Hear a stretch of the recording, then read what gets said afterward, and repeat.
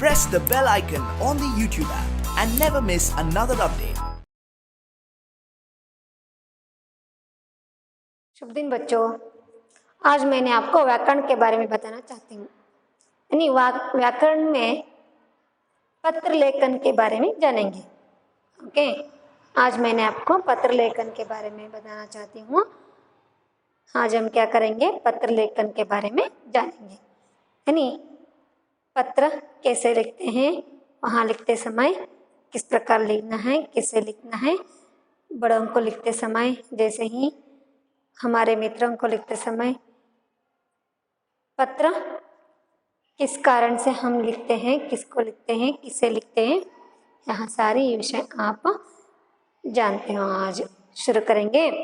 Okay, पत्र लेखन, letter writing. Okay ना, पत्र लेखन, लेटर राइटिंग।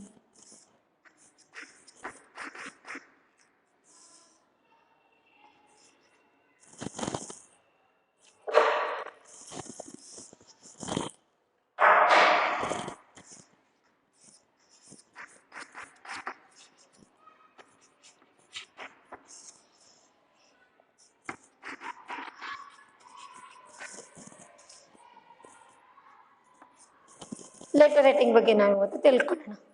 ओके ना, पहले हम क्या करते थे, किसी के साथ बात करते समय पत्र के द्वारा क्या करते थे, बातचीत करते थे।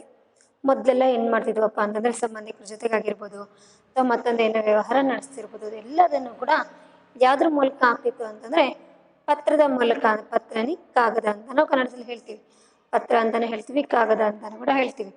ಆ ಒಂದು ಪತ್ರದ ಮೂಲಕನೇ ಎಲ್ಲ ಒಬ್ಬರ ಜೊತೆಗೆ, ನಮ್ಮ ರಿಲೇಟಿವ್ ಜೊತೆಗೆ ಮಾತಾಡ್ತಕ್ಕಂಥದ್ದಾಗಿರ್ಬೋದು, ಒಂದು ವ್ಯವಹಾರ ಮಾಡ್ತಕ್ಕಂಥದ್ದಾಗಿರ್ಬೋದು, ಎಲ್ಲದು ಕೂಡ ಪತ್ರದ ಮೂಲಕನೇ ನಡೀತಾ ಇತ್ತು। ಬಟ್ ಇತ್ತೀಚಿನ ದಿನಗಳಲ್ಲಿ ಅಂದರೆ ತಂತ್ರಜ್ಞಾನ ಬೆಳೆದಂತೆ, ಕಾಲ ಬದಲಾದಂತೆ ಏನಾಗ್ತದೆ, ಈ ಒಂದು ಪತ್ರ ಬರೀತಕ್ಕಂಥದ್ದು ಚಲಾವಣೆ ಅಂತಕ್ಕಂಥದ್ದು ಕಡಿಮೆ ಆಗ್ತಾ ಬರ್ತಾ ಇದೆ। ಅದನ್ನು ಕೂಡ ನಾವೇನು ಮಾಡ್ತೀವಿ, ಅದ್ರ ಬಗ್ಗೆ ತಿಳ್ಕೊಬೇಕು।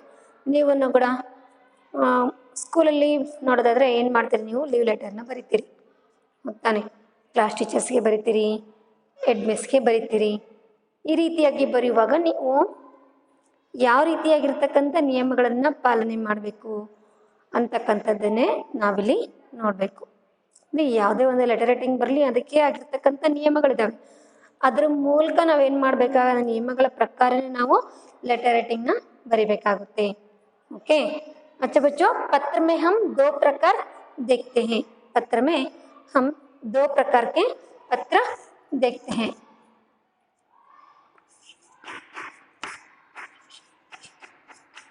पत्र में दो प्रकार हैं। ಅಂದರೆ ನಾವಿಲ್ಲಿ ಎರಡು ಟೈಪ್ಸ್ ಆಗಿರ್ತಕ್ಕಂಥ ಲೆಟರ್ ರೈಟಿಂಗ್ನ ನೋಡ್ತೀವಿ। 2 ಟೈಪ್ಸ್ ಅಲ್ಲಿ ಇರ್ತಕ್ಕಂಥ ಲೆಟರ್ ರೈಟಿಂಗ್ನ ನೋಡ್ತೀವಿ। ಒಂದು औपचारिक पत्र, पहला जो है औपचारिक पत्र, दूसरा अनौपचारिक पत्र। ओके, पहला जो है औपचारिक पत्र, यानी फॉर्मल लेटर, इनफॉर्मल लेटर ಅಂತ ಹೇಳ್ಬೋದು। ಓಕೆನಾ, औपचारिक पत्र यानी फॉर्मल लेटर।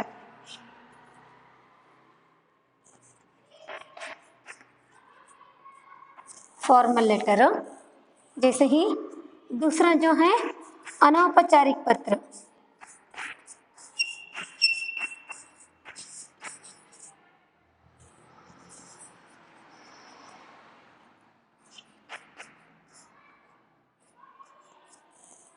औपचारिक पत्र, अनौपचारिक पत्र, informal letter, formal letter.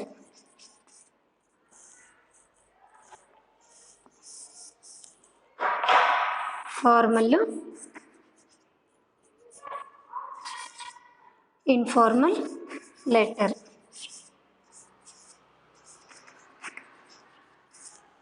Formal letter, informal letter, औपचारिक पत्र, अनौपचारिक पत्र।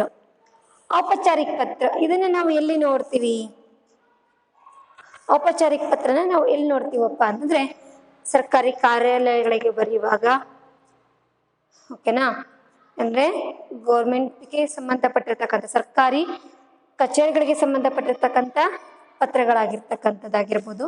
ಸಂಪಾದಕರಿಗೆ ಬರಿತೀವಿ ನಾವು, ಅಂದರೆ ಯಾವುದೋ ಒಂದು ಬುಕ್ಸ್ನ ನಾವು ತರಿಸ್ಕೊಳ್ಬೇಕಾಗಿರುತ್ತೆ, ಆ ಸಂಪಾದಕರಿಗೆ ನಾವು ಆ ಲೆಟರ್ನ ಬರಿತೀವಿ, ಅದನ್ನು ಇಲ್ಲೇ ಬರುತ್ತೆ. ಓಕೆನಾ. जैसे ही आप जो ಲೀವ್ ಲೆಟರ್ लिखते हैं, ನೀವೇನು ಲೀವ್ ಲೆಟರ್ನ ಬರಿತೀರಲ್ವ ಅದನ್ನು ಕೂಡ ಇಲ್ಲೇ ಬರ್ತಕ್ಕಂಥದ್ದು, ಅಂದರೆ ಔಪಚಾರಿಕ ಪತ್ರದಲ್ಲಿ ಬರ್ತಕ್ಕಂಥದ್ದು. ಇದು ಫಾರ್ಮಲ್ಲು, ಇನ್ಫಾರ್ಮಲ್ಲು. ಓಕೆನಾ. ಇದು ಅನೌಪಚಾರಿಕ ಅಂತಂದರೆ ಪರ್ಸ್ನಲ್ ಲೆಟರ್ ಆಗುತ್ತೆ, ಇದು ಅಫಿಷಿಯಲ್ ಲೆಟರ್ಸು. ಓಕೆ, ಔಪಚಾರಿಕ ಪತ್ರ ಅಫಿಷಿಯಲ್ ಲೆಟರ್ಸ್ ಆಗುತ್ತೆ. ನೀವು ಬರೀತಕ್ಕಂಥ ಲೀವ್ ಲೆಟರ್ ಆಗಿರ್ಬೋದು, ಅಥವಾ ನಿಮ್ಮ ಮನೆ ಹತ್ರ ವಿದ್ಯುತ್ ಸಮಸ್ಯೆ ಇರುತ್ತೆ, ವಾಟರ್ದು ಸಮಸ್ಯೆ ಇರುತ್ತೆ, ಅದಕ್ಕೆ ಸಂಬಂಧಪಟ್ಟಿರ್ತಕ್ಕಂಥ ಅಧಿಕಾರಿಗಳಿಗೆ ನೀವು ಬರಿತೀರಲ್ವ ಅದನ್ನು ಕೂಡ ಔಪಚಾರಿಕ ಪತ್ರದಲ್ಲೇ ಬರ್ತಕ್ಕಂಥದ್ದು. ಆಮೇಲೆ ಬುಕ್ಸ್ ತರಿಸೋದಕ್ಕೆ ಅಥವಾ ಬೇರೆ ಊರಲ್ಲಿ ನಿಮಗೆ ಯಾವುದೋ ಒಂದು ಬುಕ್ ಬೇಕಾಗಿರುತ್ತೆ, ಅಥವಾ ಇನ್ನೊಂದು ಯಾವುದೋ ಒಂದು ವ್ಯವಹಾರದ ಬಗ್ಗೆ ಅವರಿಗೆ ಲೆಟರ್ನ ಬರಿತೀರಿ, ಅದನ್ನು ಕೂಡ ಎಲ್ಲಿ ಬರುತ್ತೆ, ಔಪಚಾರಿಕ ಪತ್ರದಲ್ಲೇ ಬರ್ತಕ್ಕಂಥದ್ದನ್ನ ನಾವು ನೋಡ್ತೀವಿ. ಜೈಸೆ ಹಿ ಅನೌಪಚಾರಿಕ ಪತ್ರ, ಇದು ಪರ್ಸ್ನಲ್ ಲೆಟರ್ಸು. ಓಕೆನಾ. ನಮ್ಮ ಫ್ರೆಂಡ್ಸಿಗೆ ಬರಿತೀವಿ, ರಿಲೇಟಿವ್ಸ್ಗೆ ಬರಿತೀವಿ, ತಂದೆ ತಾಯಿಗಳಿಗೆ ಬರಿತೀವಿ, ಏನಾ, ಸಂಬಂಧಿಕರಿಗೆ ರಿಲೇಟಿವ್ಸ್ಗೂ ಕೂಡ ನಾವು ಬರಿತಿರ್ತೀವಿ. ಇದೆಲ್ಲ ಕೂಡ ಎಲ್ಲಿ ಬರುತ್ತಪ್ಪ ಅಂತಂದರೆ ಔಪಚಾರಿಕ ಪತ್ರ, ಅಂದರೆ ಪರ್ಸ್ನಲ್ ಲೆಟರ್ಸು. ಇದು ಅಫಿಷಿಯಲ್ಲು, ಪರ್ಸ್ನಲ್. ಫಾರ್ಮಲ್ ಅಂತನಾದರೂ ಹೇಳ್ಬೋದು, ಅಫಿಷಿಯಲ್ ಲೆಟರ್ಸ್ ಅಂತನಾದರೂ ಹೇಳ್ಬೋದು. ಇಲ್ಲಿ ಇನ್ಫಾರ್ಮಲ್ ಅಂತಂದರೆ ಪರ್ಸ್ನಲ್ ಲೆಟರ್ಸು. ಓಕೆ. ಬದಾಯಿ ಪತ್ರ, ಶುಭಕಾಮನಾಯ ಪತ್ರ, ನಿಮಂತ್ರಣ ಪತ್ರ, ಏನು ನೀವು ಕೊಡ್ತಿರಲ್ವ, ಇನ್ವಿಟೇಷನ್ ಕಾರ್ಡ್ ಕೊಡ್ತೀರಿ, ಓಕೆನಾ, ಅಥವಾ ಮನೆಗೆ ರಿಲೇಟಿವ್ಸ್ಗೆ ಇನ್ವೈಟ್ ಮಾಡ್ತೀರಿ, ನಿಮಂತ್ರಣ ಅಂದರೆ inviting letter. Okay. Naming ceremony ಇದ್ದಾಗ, ಓಪನಿಂಗ್ ಸೆರೆಮನಿ ಇದ್ದಾಗ, ಮತ್ತು ಮನೆಯಲ್ಲಿ ಮ್ಯಾರೇಜ್ ಫಂಕ್ಷನ್ ಇದ್ದಾಗ, ಅಥವಾ ನಿಮ್ಮ ಬರ್ತ್ಡೇಗೆ ಇನ್ವೈಟ್ ಮಾಡ್ತೀರಿ ನಿಮ್ಮ ಫ್ರೆಂಡ್ಗೆ, ಅದನ್ನು ಲೆಟರ್ ಮೂಲಕ ಬರೆದು ಅವ್ರಿಗೆ ಇನ್ವೈಟ್ ಮಾಡ್ತಕ್ಕಂಥದ್ದು ಪರ್ಸ್ನಲ್ ಲೆಟರ್ ಆಗುತ್ತೆ. ಅದನ್ನು ನಾವು ಅನೌಪಚಾರಿಕ ಪತ್ರ ಅಂತ ಹೇಳ್ತೀವಿ, ಅಂದರೆ ಇನ್ಫಾರ್ಮಲ್ ಲೆಟರ್ಸ್. ಓಕೆನಾ. ಅದು ಅಲ್ಲಿ ಬದಾಯಿ ಪತ್ರ, ಶುಭಕಾಮನಾಯ ಪತ್ರ, ನಿಮಂತ್ರಣ ಪತ್ರ ಅಂದರೆ ಇಲ್ಲಿ ಬರ್ತಕ್ಕಂಥದ್ದು. ಇದು ಸರ್ಕಾರಿ ದಫ್ತರು, ಸರ್ಕಾರಿ दफ्तरों, प्रधान अध्यापिका जी को आप लिखते हो, प्रधान अध्यापिका जी को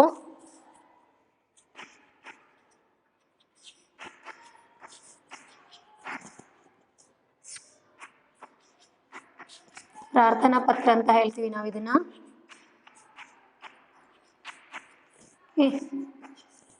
ಹಾಗೇನೆ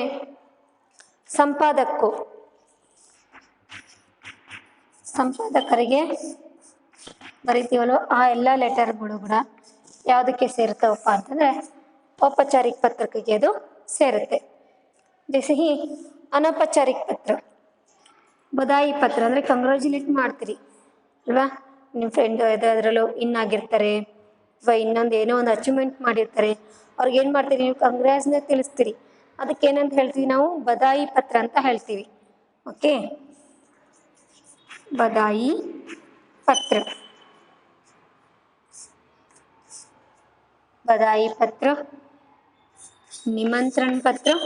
निमंत्रण ಅಂದರೆ ಇನ್ವೈಟ್ ಮಾಡ್ತಿರಲ್ವಾ, ಮನೆಗೆ ಇನ್ವೈಟ್ ಮಾಡ್ತೀರಿ ನೋಡ್ರಿ, ಮ್ಯಾರೇಜ್ ಫಂಕ್ಷನ್ ಇದ್ದಾಗ, ನಿಮ್ಮ ಬರ್ತ್ಡೇ ಇದ್ದಾಗ, ಅಥವಾ ಮನೆಯಲ್ಲಿ ನೇಮಿಂಗ್ ಸೆರೆಮನಿ ಇರುತ್ತೆ, ಓಪನಿಂಗ್ ಸೆರೆಮನಿ ಇರುತ್ತೆ, ಅವಾಗ ಏನು ಮಾಡ್ತೀರಿ ನೀವು, ನಿಮ್ಮ ಫ್ರೆಂಡ್ಸ್ಗೆ ಇನ್ವೈಟ್ ಮಾಡ್ತಿರಲ್ವ ಅದಕ್ಕೆ ನಾವು ನಿಮಂತ್ರಣ ಅಂತ ಹೇಳ್ತೀವಿ.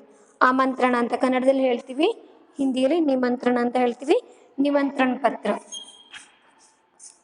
ಓಕೆ. ನಿಮಂತ್ರಣ ಪತ್ರ. ಜೈಸೆ ಹಿ ಶುಭಕಾಮನಾಯೆ ಅಂದರೆ ನೀವು ಯಾರಾದರೂ ಕೂಡ ಶುಭ ಹಾರೈಸ್ತೀರಿ, ಅದಕ್ಕೂ ಕೂಡ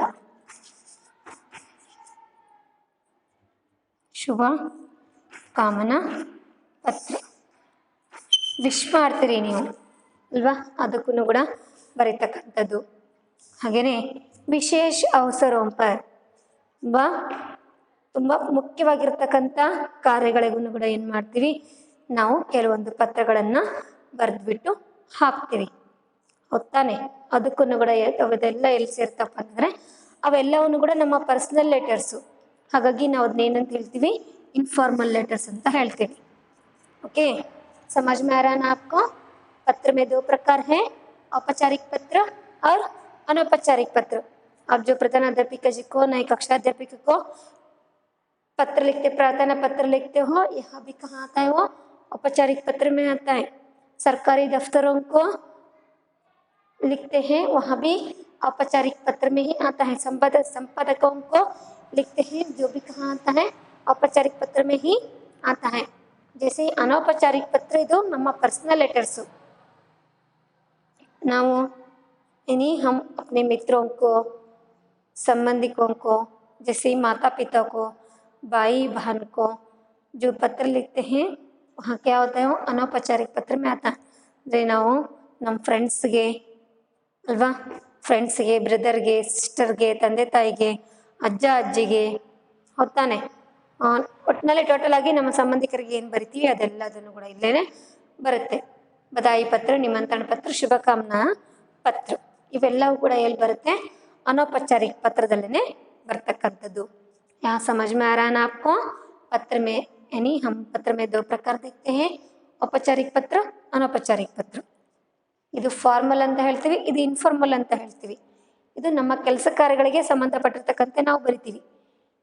ಅನೌಪಚಾರಿಕ ಪತ್ರ ನಮ್ಮ ಪರ್ಸ್ನಲ್ಗೆ ಬರ್ಕೊಳ್ತೀವಿ, ನಾವು ನಮ್ಮ ರಿಲೇಟಿವ್ಸ್ಗೆ, ಫ್ರೆಂಡ್ಸಿಗೆ ಬರೀತಕ್ಕಂಥ ಲೆಟರ್ಗೆ ನಾವು अनौपचारिक पत्र ಅಂತ ಹೇಳ್ತೀವಿ. समझ में आ रहा है ना आपका? जो अगला पाठ है यानी पाठ 18 प्रार्थना पत्र, यहाँ कहाँ आता है, औपचारिक पत्र में आता है. ओके, इसे बताने के लिए मैंने यहाँ बोलने चाहती हूँ. आपका जो प्रार्थना पत्र है जो आता है औपचारिक पत्र में है ना. प्रार्थना पत्र ಅಂದರೆ ನೀವೇನು ರಿಕ್ವೆಸ್ಟಿಂಗ್ ಲೆಟರ್ ಅಂತ ಹೇಳ್ತೀವಿ. ಓಕೆ, ಪ್ರಾರ್ಥನಾ ಪತ್ರ ಅಂದರೆ ರಿಕ್ವೆಸ್ಟ್ ಲೆಟರ್. ನೀವೇನು ರಿಕ್ವೆಸ್ಟ್ ಮಾಡಿಕೊಂಡು ಬರೀತೀರಲ್ವಾ, ರಿಕ್ವೆಸ್ಟ್ ಮಾಡಿಕೊಂಡು ಬರೀತೀರಲ್ವಾ ಟೀಚರ್ಗೆ, ನಿಮ್ಮ ಕ್ಲಾಸ್ ಟೀಚರ್ಗೆ ಆಗಿರ್ಬೋದು ಅಥವಾ ಮಿಸ್ಸಿಗೆ ಆಗಿರ್ಬೋದು ಬರೀತೀರಲ್ವಾ, ನಾವು ಅದಕ್ಕೆ ಪ್ರಾರ್ಥನಾ ಪತ್ರ ಅಂತ ಹೇಳ್ತೀವಿ. ನೀವು ಪ್ರಾರ್ಥನಾ ಪತ್ರ ಎದಕ್ಕೆ ಬರೀತೀರಿ, ನಿಮಗೆ ಲೀವ್ ಬೇಕಾಗಿರುತ್ತೆ ಅವಾಗ ಬರೀತೀರಿ. ಯಾವುದಾದ್ರು ಕಾರಣಕ್ಕೆ ಬರೀತೀರಿ, ನಿಮಗೆ ಹುಷಾರಿಲ್ಲದೆ ಇದ್ದಾಗ, ಮನೆಯಲ್ಲಿ ತುಂಬ ಮುಖ್ಯವಾಗಿರ್ತಕ್ಕಂಥ ಒಂದು ಕಾರ್ಯ ನಡೀತಾ ಇರುವಾಗ, ಅಥವಾ ಪೂಜೆ ನಡೀತಿರುತ್ತೆ, ಅಥವಾ ಮನೇಲಿ ಏನೋ ಒಂದು ವಿಶೇಷ ಕಾರ್ಯಕ್ರಮ ಇರುತ್ತೆ ಅವಾಗ ಬರಿತೀರಿ. ನಿಮಗೆ ಅಥವಾ ಯಾವುದೋ ಒಂದು ಊರಿಗೆ ಹೋಗ್ತಿರ್ತೀರಿ, ಆ ಒಂದು ಪರ್ಪಸ್ಸಿಗೋಸ್ಕರ ನೀವು ಏನು ಮಾಡ್ತೀರಿ, ಲೆಟರ್ನ ಬರಿತೀರಿ, ಲೀವ್ ಲೆಟರ್ನ ಬರಿತೀರಿ. ಅದಕ್ಕೆ ನಾವೇನಂತ ಹೇಳ್ತೀವಿ, ಪ್ರಾರ್ಥನಾ ಪತ್ರ ಅಂತ ಹೇಳ್ತೀವಿ. ಓಕೆ, ಪ್ರಾರ್ಥನಾ ಪತ್ರ ಅಂತ ಹೇಳ್ತೀವಿ. ಹಾಗೆಯೇ ನೀವು ಲೆಟರ್ ರೈಟಿಂಗ್ ಬರೆಯುವಾಗ ಯಾವ್ಯಾವ ರೀತಿಯಿಂದ ನೀವು ಅದನ್ನು ಪಾಲನೆ ಮಾಡಬೇಕಾಗುತ್ತೆ, ಯಾರಿಗೆ ಏನು ಬರೆದಾಗ ಯಾವ ರೀತಿಯಾಗಿ ನಾವು ಅದನ್ನು ಬರೀಬೇಕು, ಏನು ಮಾಡಬೇಕು, ಓಕೆನಾ, ಅದನ್ನು ನಾನು ಲೆಟರ್ ರೈಟಿಂಗ್ ಬರೆಯೋ ಟೈಮಲ್ಲಿ ನಾನು ನಿಮಗೆ ಹೇಳ್ಕೊಡ್ತೀನಿ. ओके ना. आपका जो अगला पाठ है पाठ 18 प्रार्थना पत्र. इतना समझ में आया ना आपको? मैंने पहले आपको बताई पत्र में दो प्रकार हैं, वो कौन कौन से हैं, वहाँ किस कारण हम लिखते हैं, यहाँ तो आप जान लिए हो. now we open page number 36. Okay, ಈಗ ನೀವೇನು ಮಾಡಿ ಪೇಜ್ ನಂಬರ್ 36ನ ಓಪನ್ ಮಾಡಿ. ನಿಮ್ಮ ಟೆಕ್ಸ್ಟ್ ಬುಕ್ಕಲ್ಲಿ ಒಂದು ಲೀವ್ ಲೆಟರ್ ಇದೆ. ನಾನು ನಿಮಗೆ ಅದನ್ನು ಬರೆಯೋ ಪ್ರೊಸೆಸ್ ಹೇಗೆ, ಯಾರಿಗೆ ಬರೆದಾಗ ಯಾವ ರೀತಿಯಾಗಿ ಬರಿತೀವಿ, ಸ್ಟಾರ್ಟಿಂಗ್ ಹೆಂಗೆ ಬರಿತೀವಿ, ಎಂಡಿಂಗ್ ಹೆಂಗೆ ಮಾಡ್ತೀವಿ, ಇದನ್ನೆಲ್ಲದನ್ನು ಕೂಡ ಮತ್ತೊಂದ್ಸಲ ನಿಮಗೆ ಲೆಟರ್ ರೈಟಿಂಗ್ ಬರೆಯುವಾಗ ತೋರಿಸ್ತೀನಿ. ಓಕೆನಾ. ಫಸ್ಟ್ ನೀವೀಗೇನು ಮಾಡಿ, ಪೇಜ್ ನಂಬರ್ 36ನ ಓಪನ್ ಮಾಡಿ. ಓಕೆ, ಪಾಠ 18. ಓಕೆ,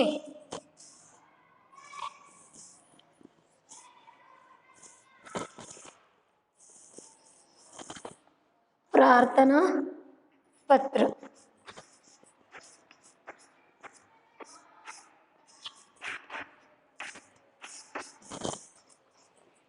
ಪ್ರಾರ್ಥನಾ ಪತ್ರ ಅಂದರೆ ಲೆಟರ್ ರೈಟಿಂಗ್, ಲೀವ್ ಲೆಟರ್ ಅಂತ ನಾವು ಅದನ್ನು ಹೇಳ್ತೀವಿ.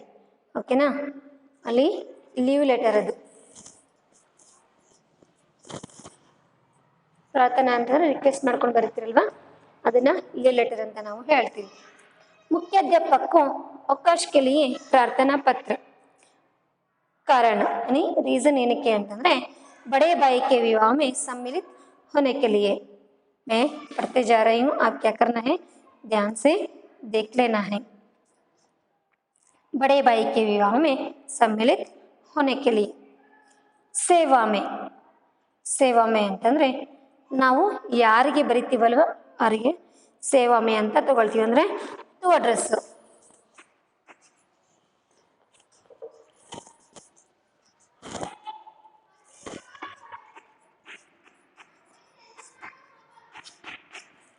सेवा में पहले पढ़ते जाती हूँ आप क्या करना है देख लेना है सेवा में ಅಂದ್ರೆ ಟು ಅಡ್ರೆಸ್ಸು श्रीमान मुख्याध्यापक जी जिला परिषद विद्यालय हाई स्कूल रोड विजयवाड़ा मान्यवर सविनय निवेदन है कि मेरे बड़े भाई का शुभ विवाह दिनांक 10 जनवरी ओके 2020 को होना ನಿಶ್ಚಿತ್ हुआ है ಅಲ್ಲಿ ನಿಮಗೆ ಡೇಟ್ ಕೊಟ್ಟಿದ್ದಾರೆ ಮತ್ತು ಮಂತ್ ಕೊಟ್ಟಿದ್ದಾರೆ ಇಯರ್ನಲ್ಲಿ ಬಿಟ್ಟಿದ್ದಾರೆ ಯಾವಾಗದು 10 ಜನವರಿ ಅಂದರೆ 1 ಬರುತ್ತೆ 2020 ಓಕೆ ನೆಕ್ಸ್ಟ್ ಜನವರಿಗಾದರೆ ನೀವಿಲ್ಲಿ 21 ಮಾಡ್ಕೋಬೇಕು ನೆಕ್ಸ್ಟ್ ಜನವರಿಗಾದರೆ ನೀವೇನು ಮಾಡ್ತೀರಿ 21 ಮಾಡ್ಕೊಳ್ತೀರಿ ಯಾಕಂದರೆ ಇವಾಗ ನಡೀತಿರ್ತಕ್ಕಂಥದ್ದು ನವಂಬರ್ ಅಲ್ವಾ ಬಂದಿದೆ ಹಾಗಾಗಿ 10/1/2021 ಅಥವಾ ನೀವು ಈಗ ಫಾರ್ ಎಕ್ಸಾಂಪಲ್ಲು ನಿಮ್ಗೆ ಇಲ್ಲಿ ಕೊಟ್ಟಿರೋ ಪ್ರಕಾರ ಓಕೆನಾ ನಾನು ಬರ್ಸುವಾಗ ಏನು ಮಾಡ್ತೀನಿ ನಿಮ್ಗೆ ಇದನ್ನು ಡೇಟ್ನ ಚೇಂಜ್ ಮಾಡಿಬಿಟ್ಟು ಬರಿತೀನಿ ನೀವು ಇಲ್ಲಿ ಏನು ಮಾಡ್ಕೊಳ್ಳಿ 20 ಅಂತಲೇ ಮೆನ್ಷನ್ ಮಾಡ್ಕೊಳ್ಳಿ ಓಕೆನಾ 20 ಇದು ನೀವು ಲೆಟರ್ ರೈಟಿಂಗ್ ಬರೆಯುವಾಗ ನೀವು ಇದನ್ನು ಬೇಕಿದ್ರೆ चेंज ಮಾಡ್ಕೊಳ್ಳಿ 2020 को होना निश्चित हुआ है बारात विजयवाड़ा से बेंगलुरु जाएगी बड़े भाई के विवाह में मेरा सम्मिलित होना आवश्यक है इसलिए मैं विद्यालय में उपस्थित नहीं हो सकता अतः आपसे प्रार्थना है कि मुझे 8 जनवरी 2020 से 11 जनवरी 2020 तक 4 दिन तक का अवकाश प्रदान कर कृतार्थ करे कृपा के लिए आभारी रहूँगा आपका आज्ञाकारी शिष्य अतुल शर्मा कक्षा 5वीं दिनांक 7 जनवरी 2020 ओके ನೋಡಿ ಸೇವಾ ಮೇ ಅಂದರೆ ಟು ನಾವು ಯಾರಿಗೆ ಬರಿತೀವಲ್ವ ಅದು ಸೇವಾ ಮೇ ಅಂತಂದರೆ ಟು ಅಂತ ಹೇಳ್ತೀವಿ ಯಾರಿಗೆ ಅಂತ ಕಿಸೆ ಲಿಖ ರಹೆ हैं ಶ್ರೀಮಾನ್ ಪ್ರಧಾನ್ ಅಧ್ಯಾಪಿಕಾಜಿ ನಾವೇನು ಮಾಡ್ತೀವಿ ದೊಡ್ಡವ್ರಿಗೆ ಶ್ರೀಮಾನ್ ಶ್ರೀಮತಿ ಅಂತ ಯೂಸ್ ಮಾಡ್ತೀವಿ ಶ್ರೀಮಾನ್ ಮುಖ್ಯಾಧ್ಯಾಪಕ ಜಿ ಅಂತಂದರೆ ಹೆಡ್ ಮಿಸ್ಗೆ ಹೆಡ್ ಮಾಸ್ಟರ್ಗೆ ಅವ್ರೇನು ಮಾಡ್ತಿದ್ದಾರೆ ಬರೀತಿದ್ದಾರೆ ಮುಖ್ಯಾಧ್ಯಾಪಕ ಜಿ ಜಿಲ್ಲಾ ಪರಿಷತ್ ವಿದ್ಯಾಲಯ ಹೈಸ್ಕೂಲ್ ರೋಡ್ ಇಲ್ಲಿ ಜಿಲ್ಲಾ ಪರಿಷತ್ ಅಂತ ಒಂದು ವಿದ್ಯಾಲಯದು ಹೈಸ್ಕೂಲು ವಿಜಯವಾಡದಲ್ಲಿ ಇರ್ತಕ್ಕಂಥ ಒಬ್ಬ ವಿದ್ಯಾರ್ಥಿ ಏನು ಮಾಡ್ತಾನೆ ತನ್ನ ಹೆಡ್ ಮಿಸ್ಗೆ ಇಲ್ಲಿ ಲೆಟರ್ನ ಬರೀತಾನೆ ಮಾನ್ಯವರ್ ಅಂತಂದರೆ ಏನು ಮಾಡ್ತೀವಿ ಮಾನ್ಯರೇ ಅಂತ ನಾವು ಬರಿತೀವಿ ಓಕೆ ಮಾನ್ಯರೇ ಅಂತ ಬರಿತೀರಿ ರೆಸ್ಪೆಕ್ಟೆಡ್ ಮ್ಯಾಮ್ ಸರ್ ಅಂತ ಬರಿತೀರಲ್ವ ಹಾಗೆ ರೆಸ್ಪೆಕ್ಟೆಡ್ ಮ್ಯಾಮ್ ಅಂತ ಬರಿತೀರಿ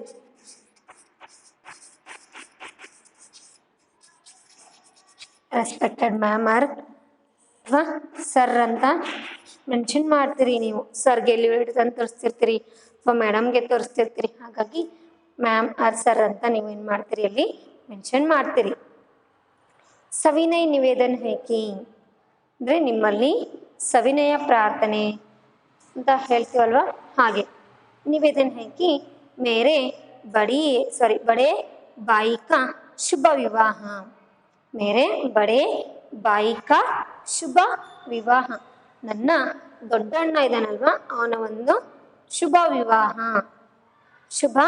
ವಿವಾಹ ದಿನಾಂಕ 10 ಜನವರಿ ಅಲ್ವಾ 10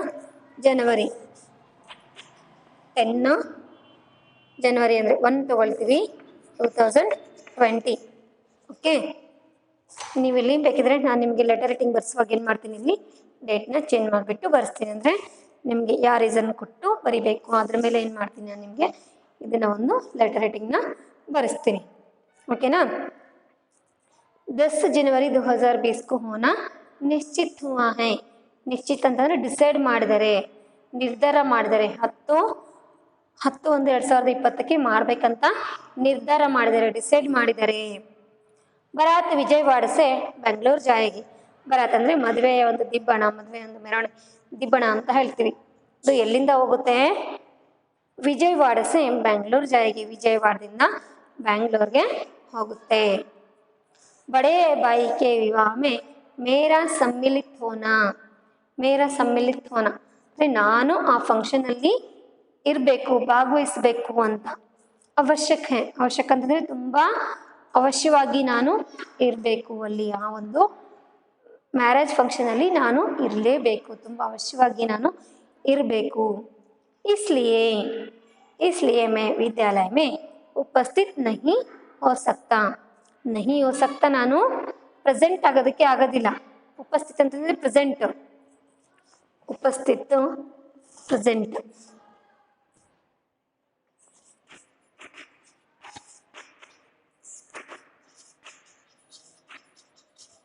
ಉಪಸ್ಥಿತ ಅಂದರೆ ನಾನು ಪ್ರೆಸೆಂಟ್ ಅಂದರೆ ನಹಿ ಹೋ ಸಕ್ತ ಅಂತಂದರೆ ಪ್ರೆಸೆಂಟ್ ಆಗೋದಕ್ಕೆ ಆಗೋದಿಲ್ಲ ನಾನು ಸ್ಕೂಲಿಗೆ ಬರೋದಕ್ಕೆ ಆಗೋಲ್ಲ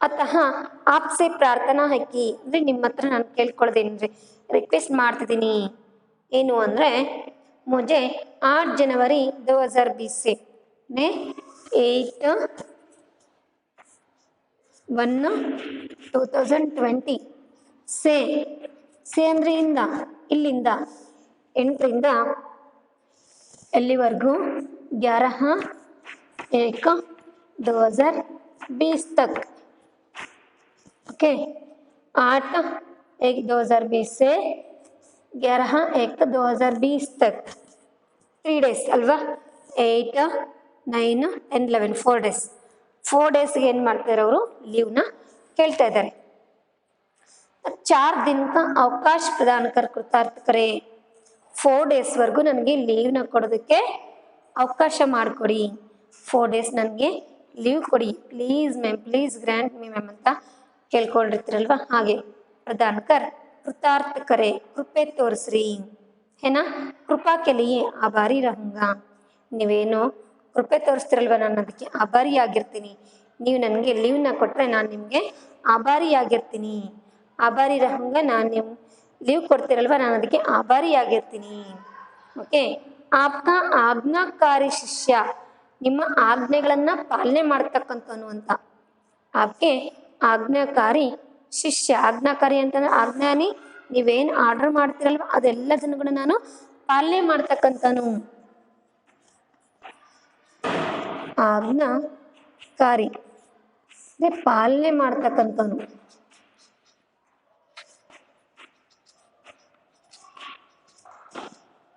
ಪಾಲನೆ ಮಾಡುವವ ಆಜ್ಞಾಕಾರಿ ನಾನು ನಿಮ್ಮ ಆಜ್ಞೆಗಳನ್ನೆಲ್ಲ ಪಾಲನೆ ಮಾಡ್ತೀನಲ್ವಾ ಹಾಗಾಗಿ आपके आज्ञाकारी शिष्य अतुल शर्मा कक्षा 5वीं दिनांक 7 जनवरी 2020 ನೀವು ಲೆಟರ್ನ ಯಾವಾಗಲಾದರೂ ಬರೀಲಿ ನಾಳೆಯಿಂದ ನೀವು ಲೀವ್ ಆಗ್ತಿದ್ದೀರಿ ಅಂತಂದರೆ ಆ ಲೆಟರ್ ನೀವು ಏನು ಮಾಡಬೇಕಾಗುತ್ತೆ ಇವತ್ತೇ ಅದನ್ನು ಬರೆದು ಸೈನ್ ಮಾಡಿಸ್ಕೊಂಡು ಲೀವ್ ಲೆಟರ್ನ ಕೊಡಬೇಕಾಗುತ್ತೆ ಹೌದು ತಾನೆ ಈಗ ನಾಳೆಯಿಂದ ನೀವು ಲೀವ್ ಆಗ್ತಿದ್ದೀರಿ ಅಂತಂದರೆ ಇವತ್ತು 3/11 ಅಲ್ವಾ ನಿಮ್ಗೆ ಎಲ್ಲಿಂದ ಬೇಕಾಗುತ್ತೆ 4/11 ನಿಮಗೆ ಲೀವ್ ಹಾಕ್ಬೇಕಂತಿದ್ದೀರಿ ಹಾಗಾಗಿ ನೀವು 3ಗೆ ನೀವೇನು ಮಾಡಬೇಕಾಗುತ್ತೆ ಲೆಟರ್ನ ಬರಿಬೇಕಾಗುತ್ತೆ ಇಲ್ಲಿ ಅವ್ರಿಗೆ 8ಇಂದ ಲೀವ್ ಬೇಕಾಗಿತ್ತು ಹಾಗಾಗಿ ಅವ್ರು ಏನು ಮಾಡಿದ್ದಾರೆ 7/1ಗೆ ಏನು ಮಾಡಿದ್ದಾರೆ ಅವರು ಲೀವ್ ಲೆಟರ್ನ ಬರೆದಿದ್ದಾರೆ ಓಕೆನಾ ಯಾರು ಹುಡುಗ ಅವನು ಅತುಲ್ ಶರ್ಮಾ ಅಂತಕ್ಕಂಥವನು ಓಕೆ ಅತುಲ್ ಶರ್ಮಾ ಅಂತಕ್ಕಂಥ ವಿದ್ಯಾರ್ಥಿ ಏನು ಮಾಡ್ತಿದ್ದೀನಪ್ಪ ಇಲ್ಲಿ ಅಂತಂದರೆ ಲೀವ್ ಲೆಟರ್ನ ಬರೀತಿದ್ದಾನೆ ಯಾರಿಗೆ ತಮ್ಮ ಶಾಲೆಯ ಮುಖ್ಯೋಪಾಧ್ಯಾಯರಿಗೆ है ना आपके आपके स्कूल के प्रधान अध्यापिका जी को अतुल शर्मा ने क्या कर रहा है प्रार्थना पत्र लिख रहा है किस यानी कारण है कि अपने बड़े भाई के विवाह में सम्मिलित होने के लिए है ना अतुल शर्मा प्रार्थना पत्र लिख रहा है क्योंकि अपने बड़े भाई के विवाह में सम्मिलित होने के लिए है ना इसलिए वहाँ प्रार्थना पत्र लिख रहा है अपने प्रधान अध्यापिका जी को। कितने दिन तक? 4 दिन तक। 4 दिन तक ಚುಟ್ಟಿ ಮಾಂಗನೆ के लिए ಇದನ್ನ ನಾವು ಚುಟ್ಟಿ ಪತ್ರ ಅಂತಾನು ಕೂಡ ಹೇಳ್ತೀವಿ. ಅಂದ್ರೆ ಪ್ರಾರ್ಥನಾ ಪತ್ರಿಗೆ ನಾವು ಚುಟ್ಟಿ ಪತ್ರ ಅಂತಾನು ಕೂಡ ಹೇಳ್ತೀವಿ. ಓಕೆನಾ? ಲೀವ್ ಲೆಟರ್ ಅಂತ ನಾವು ಇದನ್ನ ಹೇಳ್ತೀವಿ. ಪ್ರಾರ್ಥನಾ ಪತ್ರ ಅಂದ್ರೆ ಒಂದೇ, ಚುಟ್ಟಿ ಪತ್ರ ಅಂದ್ರೂ ಕೂಡ ಒಂದೇನೆ. ನೀವು ಬರೀ ಯಾವುದಕ್ಕೋಸ್ಕರ ಬರಿತೀರಿ ಅನ್ನೋದನ್ನೇ ನಾವು ಏನಂತ ಹೇಳ್ತೀವಿ? कारण यानी रीजन के नाम कारण अंता ಹೇಳ್ತೀವಿ. ओके ना? यहाँ अतुल शर्मा अपने बड़े भाई के विवाह में सम्मिलित होने के लिए पत्र लिख रहा है. मैंने आपको इसके बारे में, व्याकरण के बारे में बता रही हूँ, जिसमें पत्र लेखन के बारे में आपकी पुस्तक में जो है प्रार्थना पत्र, जिसे हम चुट्टी पत्र भी कहते हैं. ओके, ಅಂದ್ರೆ ಲೀವ್ ಲೆಟರ್. ಇದು ಇವತ್ತೇನು ಮಾಡಿದೆ ನಾನು ನಿಮಗೆ ವ್ಯಾಕರಣ ಪಾಠದಲ್ಲಿ पत्र लेखन ಬಗ್ಗೆ ಹೇಳಬೇಕು ಅಂತ ಇಷ್ಟಪಟ್ಟೆ ಹೇಳಿದೀನಿ. पत्र में 2 प्रकार है, औपचारिक पत्र, अनौपचारिक पत्र. औपचारिक पत्र जिसमें लीव लेटर, सरकारी दफ्तरों से संबंधित पत्र, प्रार्थना पत्र और संपादकों को जो पत्र लिखते हैं ना वे. जैसे ही अनौपचारिक पत्र ये है, ಇದು औपचारिक पत्र फॉर्मल लेटर, अनौपचारिक पत्र इनफॉर्मल लेटर. ಇದು ನಮ್ಮ पर्सनल लेटर्स. ಇದು अफिशियल, ಇದು पर्सनल ಅಂತಂದ್ರೆ मैं अपने संबंधिकों को लिखते हैं, मित्रों को लिखते हैं, है ना? माता पिता को, नानी को, दादाजी को, बड़े भाई को लिखते हैं, बहन को लिखते हैं, दीदी को लिखते हैं. ಇವೆಲ್ಲ ನಮ್ಮ ಪರ್ಸನಲ್ಗೆ. ಅಂದರೆ ನಾವು ಮನೆಗೆ ಇನ್ವೈಟ್ ಮಾಡ್ತೀವಿ ಅಥವಾ ಮನೇಲಿ ಏನೋ ಫಂಕ್ಷನ್ ಇರುತ್ತೆ ಅದಕ್ಕೆ ಇನ್ವೈಟ್ ಮಾಡ್ತೀವಿ. ಇವು ಎಲ್ಲದನ್ನು ಕೂಡ ಯಾವುದ್ರಲ್ಲಿ ಬರುತ್ತಪ್ಪ ಅಂದರೆ अनौपचारिक पत्रದಲ್ಲಿ बरते. इतना मैंने आपको बताई हूँ.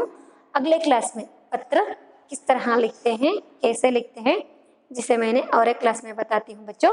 धन्यवाद.